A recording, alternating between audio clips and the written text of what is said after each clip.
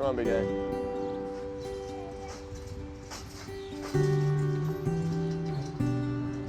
Well, I used to love just hanging out with my dad, digging in the dirt, driving the tractor. Not bad. Give it to the cow. My goal and my passion is to show that dairy cows are a big part of the solution to climate change and to greenhouse gases, and they're not the problem. People are gonna be like, oh boy. Good.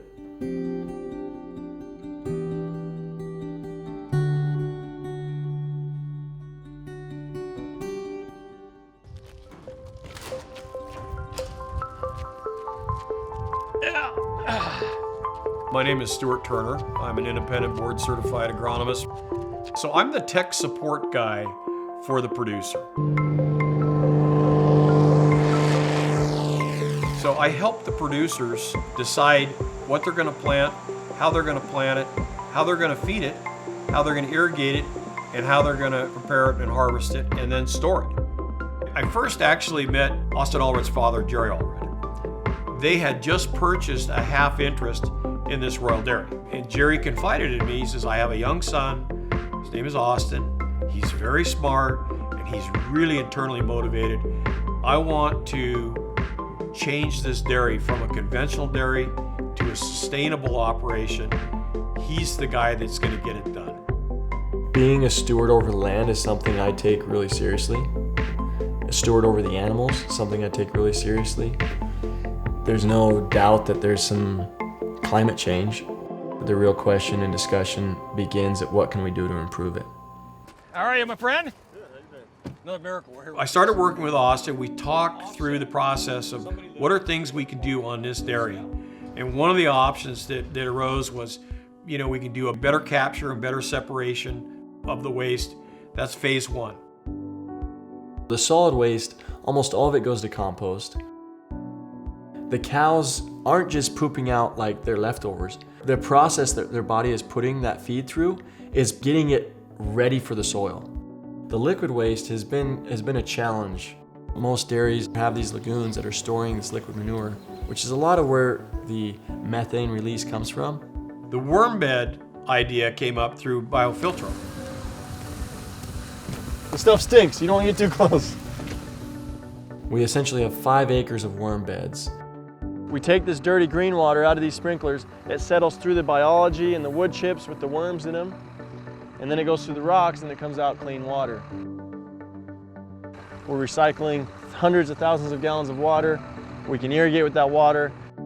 In another year, you'll come out here again and you'll see all those wood chips have been consumed by the worms, and all the solids that the filtration system is catching has been consumed by the worms, and this whole bed will be full of worm castings.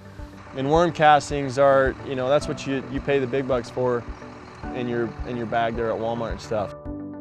So those are then pulled out of the beds, they're composted, and those are land applied. And without sources of these nutrients that all originally come through the cow, we could not have organic farming today. They cannot use commercially produced fertilizer. Growing good feed is critical to healthy cows and a successful dairy. Almost all of what our cows eat is grown right here on the family farms. So one of the methods that we use is called strip tilling. Instead of just coming out here with a lot of equipment and a lot of machines and just blanket tilling all the soil, you're essentially just tilling the ground right where the seed's going to be planted. This has been tilled in prep for the seed.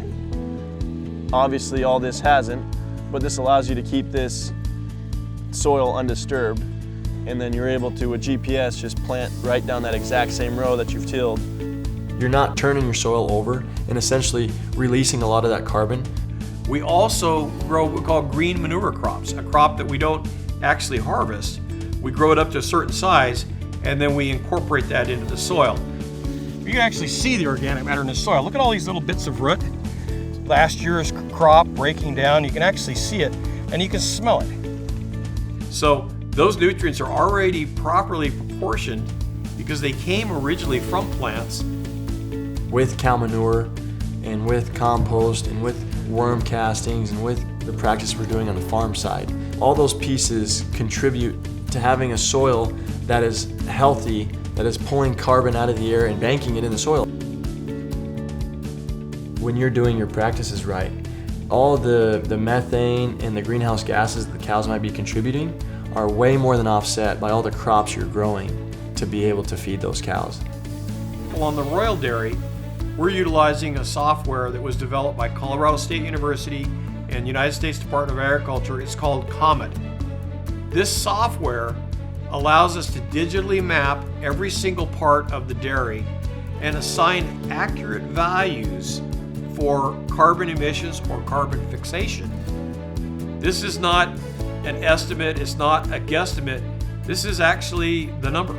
I believe he will be the first dairy farmer in the state of Washington to be a net carbon fixer, not an emitter. I think it takes an issue that could be a rural-urban divider, and it makes it a uniter.